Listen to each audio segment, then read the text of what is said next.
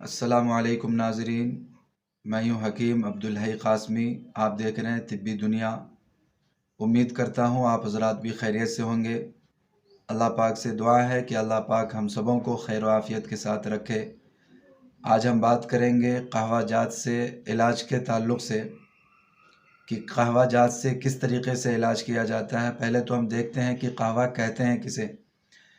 कहवा अद्वियात के वो तेज़ तरीन असरात होते हैं जिनको हम पानी में उबाल कर उन अद्वियात के लतीफ़ और बारीक अज्ज़ा को पानी में हासिल कर लेते हैं। जो चीज़ें हम अद्वियात की शक्ल में इस्तेमाल करते हैं वो पहले निज़ाम इन्हिज़ाम में जाकर घुलती हैं, फिर खून की शक्ल इख्तियार करती हैं, उसके बाद अपना असर करती हैं। जबकि जो अद्वियात हम कहवा की शक्ल में इस्तेमाल करते हैं वो सिलेबरी ग्लैंड्स के ज़रिए तेज़ तरीन असर करके अमराज में मुअस्सिर साबित होते हैं। अब हम देखते हैं कि हमारे जिस्म में अमराज कितने हैं और कौन सा कहवा किस मर्ज़ में काम आने वाला है। तो क़ानून मुफ़रद आज़ा जिसके मुजद्दिद हज़रत साबिर मुल्तानी रहमतुल्लाह अलैह हैं, अल्लाह उनकी क़ब्रों को नूर से भर दे, उनके उसूल के मुताबिक जिस्म इंसानी में 3 आज़ाए रईसा हैं, दिल, दिमाग, जिगर, जिसको आप अपनी स्क्रीन पर भी देख सकते हैं। और इनकी मुनासिबत से हमारे जिस्म में जितने भी अमराज हैं वो भी 3 तरह के होंगे: आसाबी अमराज, उज़लाती अमराज और गुद्दी अमराज। आसाब का ताल्लुक़ दिमाग से है, उज़लात का ताल्लुक़ दिल से है और गदद का ताल्लुक़ जिगर से है।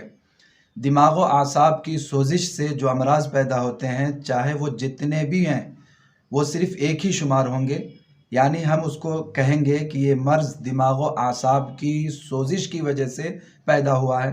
इसी तरह क़ल्ब व उज़लात की ज़्यादती की वजह से, क़ल्ब व उज़लात की सोजिश की वजह से जो भी अमराज पैदा होंगे वो भी एक ही शुमार होंगे और हम ये कहेंगे कि ये मर्ज़ क़ल्ब व उज़लात की सोजिश की वजह से पैदा हुआ है।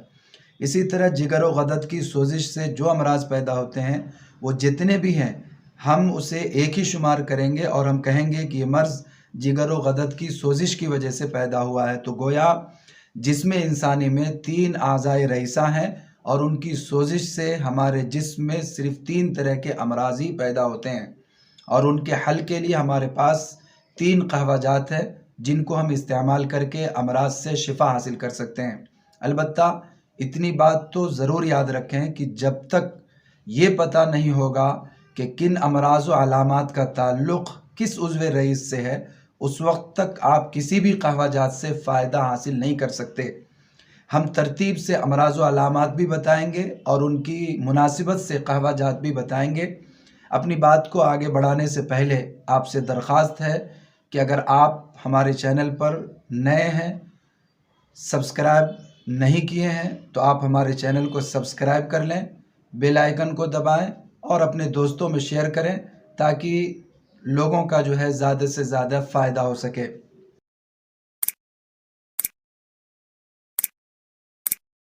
बहरहाल दिमाग व आसाब की सोजिश से जो अमराज पैदा होते हैं उनको आसाबी अमराज, बलगमी अमराज कहते हैं। उनकी अलामात क्या होंगी? अलामात में रुतूबात का इखराज होगा, बहने वाला नज़ला होगा, पेशाब मिक़दार में ज़्यादा होगा, रंगत में सफ़ेद होगा, बार बार आएगा, सुस्ती होगी, खून की कमी होगी, काम करने का दिल नहीं करेगा, जिरियान होगा, लिकोरिया होगा, जिनसी कमज़ोरी होगी वग़ैरह वग़ैरह। नबज़ अरीज़ होगी, लय्यिन होगी, मुनख़फ़िज़ होगी। अरीज़ यानी चौड़ी होगी, लय्यिन यानी नरम होगी, मुनख़फ़िज़ यानी सुस्त होगी और बिल्कुल गहराई में पाई जाएगी।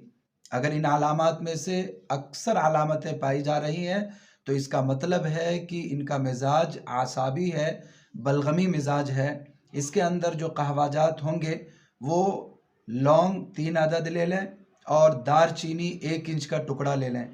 1.5 कप पानी में आप इसको जो है अच्छे तरीके से उबाल लें।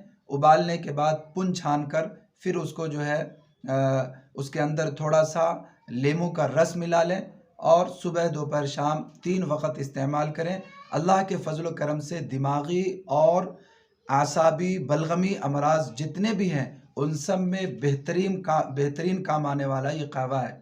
दूसरी किस्म के जो अमराज हैं वो उज़लाती अमराज हैं جو کہ عضلاتی سوزش کی وجہ سے پیدا ہوتے ہیں، ان کے علامات مثلاً گیس ہوگی، قبض ہوگی، پیشاب سرخی مائل ہوگا، مقدار میں کم آئے گا، نیند کی کمی ہوگی، بعض وقت یورک ایسڈ اور کولیسٹرول کی زیادتی ہوگی، بند نزلہ ہوگا، سوکھی کھانسی ہوگی، دل کی شریانیں بند ہوں گی، یہ بھی ہو سکتا ہے، تنگ ہو جاتی ہیں، نبض مشرف یعنی اوپر ہوگی، سخت ہوگی، سری یعنی تیز ہوگی۔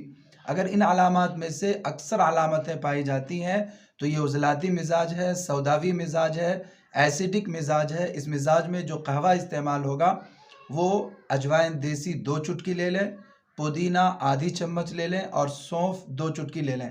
ان سب کو 1.5 کپ پانی میں ابال لیں، اچھے طریقے سے ابال لیں اور اس کو شہد یا گڑ سے میٹھا کر کے صبح دوپہر شام 3 وقت استعمال کریں۔ ہر قسم کے عضلاتی ایسیڈک امراض میں کام آنے والا یہ قہوہ ہے۔ یہ قہوہ ہارٹ اٹیک، بند وال وغیرہ میں بھی زبردست کام آتا ہے، فوراً فائدہ دیتا ہے۔ تیسرے قسم کے جو امراض ہیں وہ غدی امراض ہیں، ایپیتھیلیل ٹیشوز کی زیادتی والے امراض ہیں، جگر و غدد کی سوزش کی سے پیدا ہونے والے امراض ہیں۔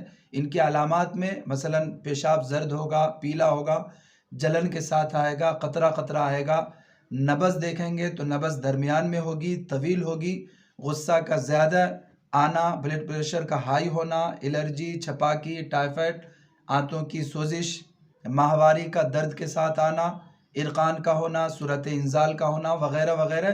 اگر ان علامات میں سے اکثر علامتیں پائی جاتی ہیں تو اس کا مطلب ہے کہ مزاج یہ غدی مزاج ہے۔ اس کے اندر جو قہوہ دیا جائے گا وہ قہوہ زیرہ سفید 2 چٹکی، چھوٹی الائچی 3 عدد اور سونف 2 چٹکی لے لیں، 1.5 کپ پانی میں ان سب کو ابال لیں اچھے طریقے سے، پھر پن چھان کر اس کے اندر شہد سے میٹھا کر سکتے ہیں یا مصری سے میٹھا کر سکتے ہیں اور اس طریقے سے صبح دوپہر شام 3 وقت استعمال کریں۔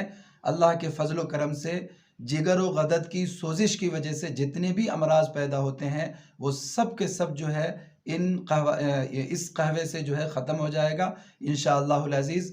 دعا کریں اللہ تبارک و تعالی ہم سبوں کو اپنے مشن میں کامیابی عطا فرمائے اور ہم سبوں کو دارین یعنی دنیا اور آخرت دونوں کے اندر کامیابی عطا فرمائے۔ السلام علیکم ورحمۃ اللہ وبرکاتہ۔